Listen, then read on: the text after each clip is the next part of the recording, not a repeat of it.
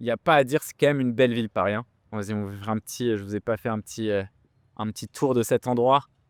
Regardez-moi ça, là-bas, La Défense, l'endroit quand même le plus chum. Opéra Garnier, je suis allé à l'opéra la semaine dernière, c'était magnifique. La petite tour Eiffel qu'on kiffe. Montmartre, 18e merveille du monde, pour ceux qui auront la ref. Bref, une ville magnifique. Il manque plus que la mer, mais on a Paris-Plage. Ceux qui veulent la mer, Marseille, c'est aussi très sympa. Petit point géographique terminé. Petit point météo, magnifique soleil.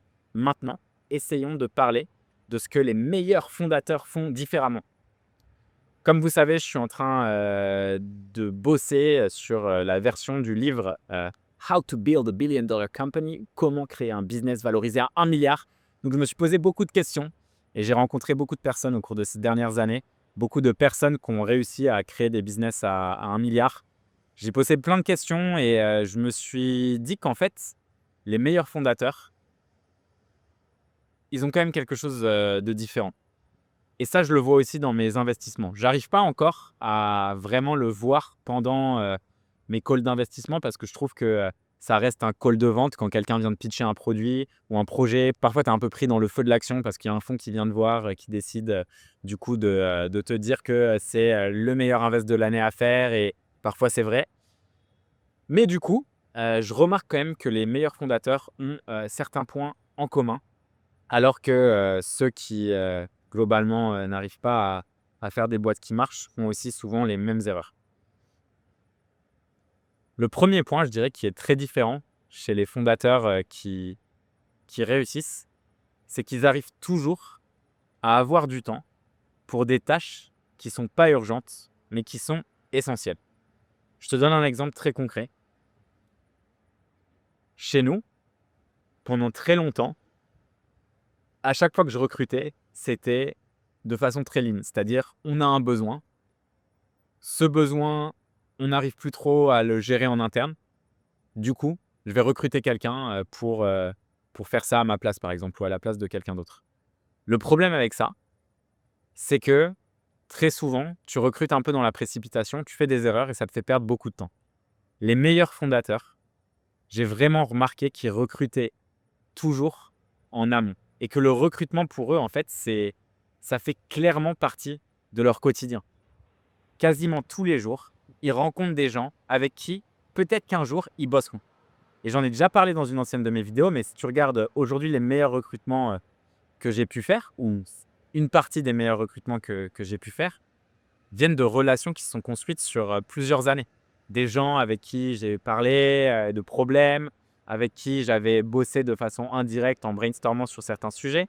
Et après quelques années, on s'est rendu compte que c'était le bon timing pour bosser ensemble. Et là, ça fait des étincelles et ça fonctionne extrêmement bien. Un autre point, en fait, que je remarque, c'est que c'est des gens, quand ils prennent du temps, ils prennent du temps pour penser à la stratégie, mais vraiment long terme. Et un des risques qu'on a quand on est fondateur de boîte, c'est d'être trop dans le micro. Et ça, c'est un truc que j'ai fait pendant des années. Et le fait de plus être CEO aujourd'hui me permet d'avoir une clarté beaucoup plus grande sur la stratégie que je n'arrivais pas à avoir avant. Et ça, c'est vraiment quelque chose que j'ai remarqué chez les gens qui sont brillants. Ils ont beaucoup de clarté. Ils arrivent à t'expliquer leur business qui est très complexe de façon très simple. Et le fait qu'ils arrivent à le faire, ça permet à leurs équipes de toujours être concentrés sur ce qui est le plus important et donc d'avoir le plus de croissance. Ce qui me permet en fait de passer au point numéro 2 que je vois tout le temps chez les meilleurs fondateurs, c'est leur capacité à déléguer aux bonnes personnes. Et ça, c'est super important.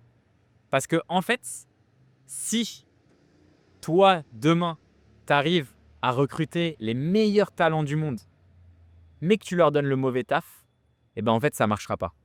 Par contre, si tu es très clair sur ce que tu veux et là où tu veux aller, que tu arrives à motiver ou en tout cas à créer la petite étincelle qui va générer le feu sacré dans chaque personne pour aller faire une boîte qui vaut des milliards et que derrière, tu es entouré de talents parce que tu as su bien recruter, et ben là, en fait, ça fait une recette magique. Et vraiment, tu peux regarder la densité de talent qu'il y a dans les meilleures boîtes, surtout au début, parce que parfois, quand les boîtes grossissent trop vite, évidemment, il y a un peu de gras et donc parfois tu as des gens qui sont là et qui se sont retrouvés là un peu par hasard. Mais dans les débuts, ces boîtes-là, la densité de talent, elle est exceptionnelle. Et en fait, si toi, tu es en train de monter une boîte et que tu te dis pas, quand tu es dans une pièce, que autour de toi, les gens, ils font des trucs genre: «Ah putain, ils sont malins. Ah, ils sont smart» ou genre: «Ah ouais, putain, ils ont pensé à un truc auquel j'avais pas pensé», c'est que potentiellement, tu as pas réussi à créer le bon environnement pour faire une boîte qui va tout déchirer. Parce que très souvent, en fait, j'ai des fondateurs, qui me disent: «Ouais, non mais c'est cool, l'équipe m'admire», tu vois? Ou genre, «J'arrive à grave les inspirer». Je suis là: «OK, trop bien, mais est-ce qu'ils te challenge?» Tu vois? Est-ce qu'ils te posent, des questions qui sont inconfortables? Est-ce que et très souvent, en fait, non. Et donc en gros, tu peux créer une boîte en te disant, «Je veux recruter que des gens qui sont fans de moi», ou en fait, tu peux créer une boîte où tu veux recruter des gens qui sont juste plus brillants que toi, parce que ton objectif ultime, c'est de déléguer. Ton objectif, c'est de faire en sorte que la boîte, elle tourne sans toi. Pourquoi elle doit tourner sans toi? Parce que c'est lorsqu'elle tourne sans toi que toi, tu peux travailler sur le business et pas dans le business. Et ça, c'est la grosse différence vraiment entre, l'élite et après, les gens qui juste, montent des boîtes et parfois galèrent. Ensuite, je pense que, un autre truc que j'ai remarqué, c'est que ces gens-là, ils arrivent vraiment à se retirer de tout ce qui est, je vais appeler genre la fausse productivité. La fausse productivité, ça va être tous les meetings dans lesquels on n'a pas besoin réellement d'eux. Tous les canaux Slack dans lesquels ils ne servent à rien. L'objectif pour un fondateur, c'est pas d'avoir toutes les informations tout le temps, c'est d'avoir les bonnes informations au bon moment. Et pour ça, c'est là où, il y a une balance à trouver. Il faut réussir à énormément déléguer et en même temps avoir un reporting qui soit clair puisque ça doit te nourrir pour pouvoir prendre des bonnes décisions sur le long terme. Et en réalité, pour un peu build up là-dessus, j'ai remarqué aussi que les fondateurs les plus talentueux, c'est des gens qui sont aussi extrêmement accessibles et extrêmement réactifs.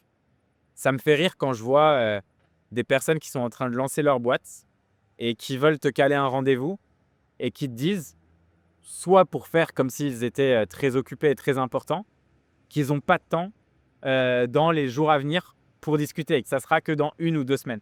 Ça, j'y crois pas du tout.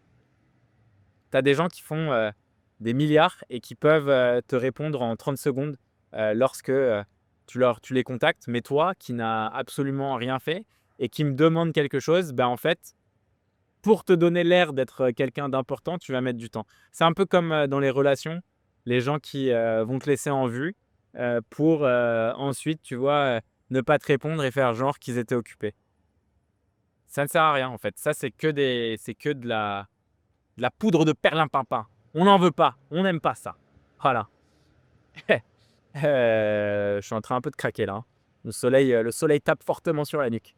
Hem, ouais, le point numéro 4 et bon, c'est assez lié, mais il reste super proche de ce qu'on va appeler le vrai levier.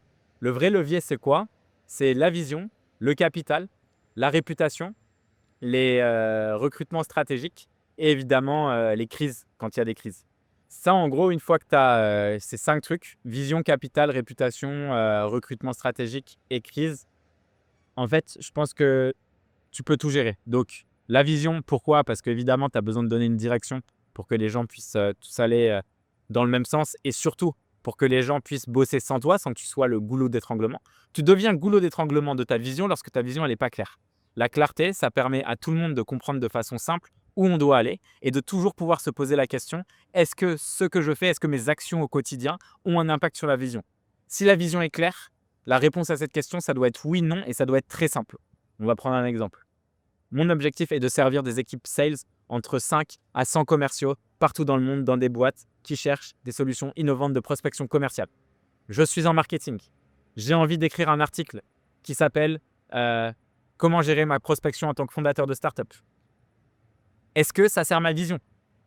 Bah, si je me pose une seconde, non. Parce que je ne target pas les fondateurs. Je target les équipes commerciales entre 5 à 100. Donc en fait, j'ai même pas besoin de me dire que cet article il va être bien. Je le sais qu'il ne sera pas bien parce qu'il ne servira pas à la vision. Évidemment, c'est un exemple un peu grossier, mais cette question, elle te permet d'aller très loin. Ensuite, le capital. Pourquoi le capital, c'est important? Le capital, c'est le cash. Le capital, c'est l'oxygène. Le capital, c'est ce qui fait que à la fin du mois, tu peux payer les salaires. toi, en tant que fondateur, ton objectif, c'est évidemment d'avoir la meilleure team possible, mais pour avoir la meilleure team possible, il faut aussi qu'ils mangent. Donc, il faut leur payer un salaire, il faut être sûr que la boîte ne manque pas d'oxygène, ne manque pas de cash.